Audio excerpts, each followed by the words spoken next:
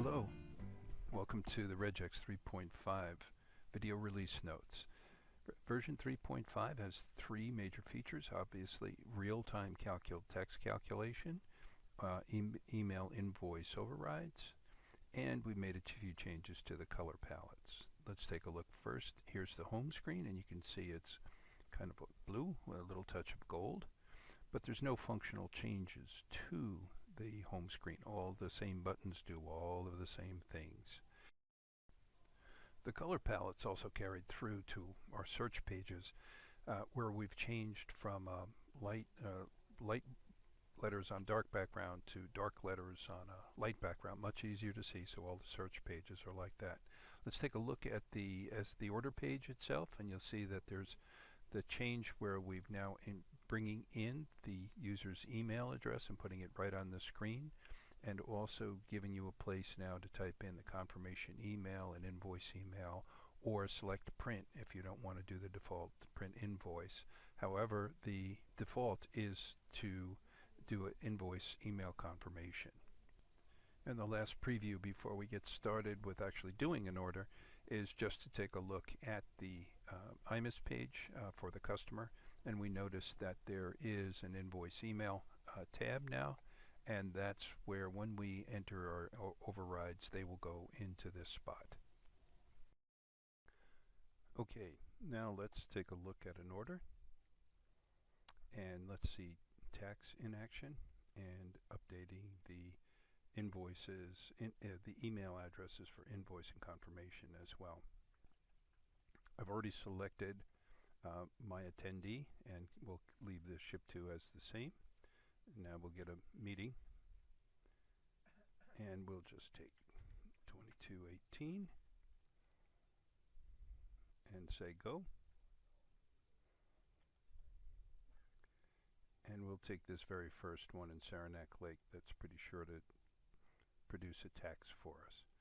Now, the meeting is priced. There is no tax yet because the tax gets calculated when you submit the order. And here we see that we have the SSP discount and the SSP payments, and no balance due as of this point. Now let's take a look down here at the administration section. Notice that the email confirmation method is already set. That's a default. It's automatically set to email. If you want something else, you have to choose it.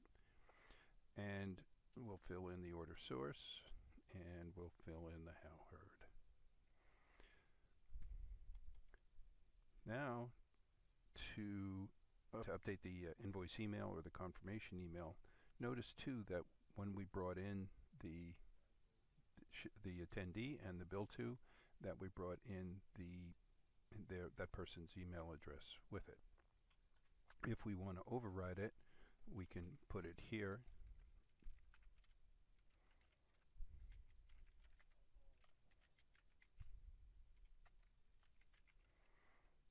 And that's for the confirmation email, which would go to the attendee. The invoice email, of course, would go to the bill to. There's a couple of checks and balances in here that I want to show you.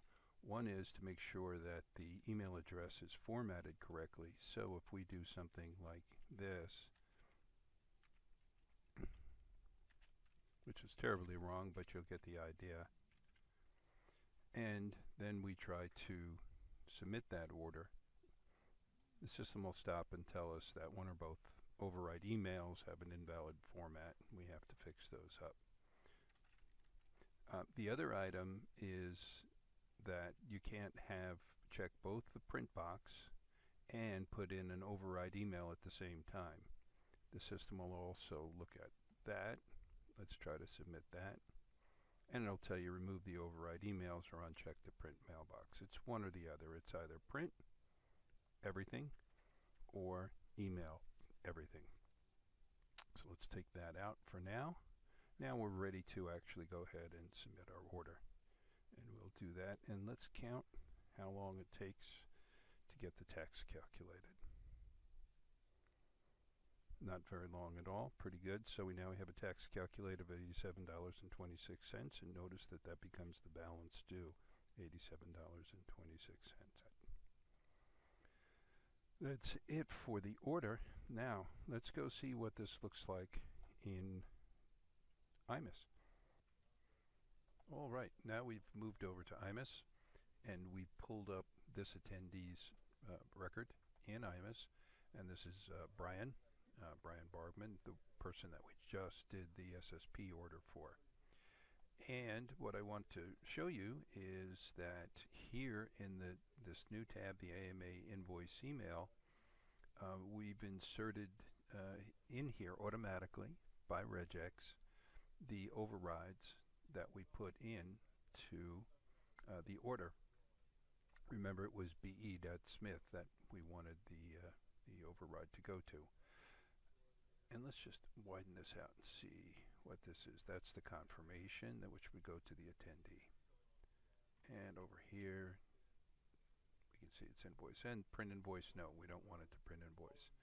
Now, just to be clear, we did an order for him earlier, and that's that one up there. So there's two invoices. See the two different invoice numbers. Events, here's the record that we just did for him, Fundamentals of Finance, 428. And this is a previous one that we did for him when we were rehearsing this. Let's just take a quick look over Reg Detail. And in Reg Detail, we just did for him, where we had the how did you hear was member. So just to let you know that this populates all that stuff immediately. Well, suppose that we got the email wrong.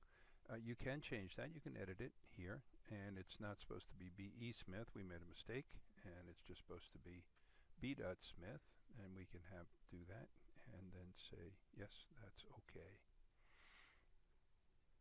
So we've made that change. When the invoice does get printed tonight, it will get emailed to b.smith at abc.com.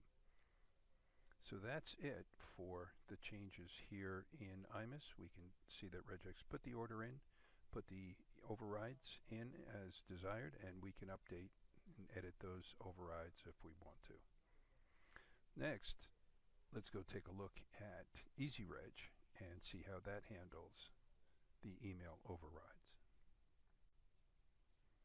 All right, now we're in EasyReg, and we've started an new registration for our same attendee, Brian. And I've filled in most of the order to save time. Notice a couple of things. First of all, that the confirmation also defaults to email now in EasyReg. That's the standard all the way across. And because it does default to email, there's no need for any special instructions that say, please save and email later, or send it back to me, send me the invoice. Anything like that at all is not needed because it will automatically be emailed. If it's not to be emailed, then this has to change. And you have your standard choices as before. Note now that here in EasyReg, we brought in the attendee's email address and for confirmation, for site confirmation by you. If you need to override that, here's where you do it. There's this new slots for override confirmation email and override invoice email, and of course our friend the print check button. All you do is type in, just as before, the confirmation change will have none on the invoice. And beware also that EasyReg will do the same kind of checking, logic checking if you want to call it, as RegX. That is, if this is selected as email, we must have an email address. If this is not, if this is selected as mail, then these email addresses have to come out and you have to select the print button. Those two things have to be done. So remember, print button with mail or email, uncheck the print button and put in your address.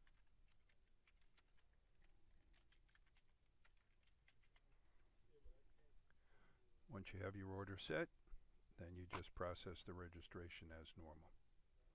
Thank you very much. Okay, now just to finish up, we're back to IMIS again with our friend Brian, and just taking a quick look Notice that we now have the 4 orders for him, the ones that we did, and this time we gave it to Brian. Brian DeLacy, not the other Brian. This was not an SSP order. We did that in EasyReg, and of course you can't get the SSP discount on there automatically like that. Here's the other item that we had. Which one was it? 42854, collaborative leadership skills for manager. And just the email invoice override. There it was, b.smith@abc.com. And again, of course, we can change that override, add other overrides if we want. That's it. Just want to let you know that RegX and both RegX and EasyReg feed the invoice email just as it does Reg Detail. Yes, I want to save that change, just as it does the Reg Detail and the events.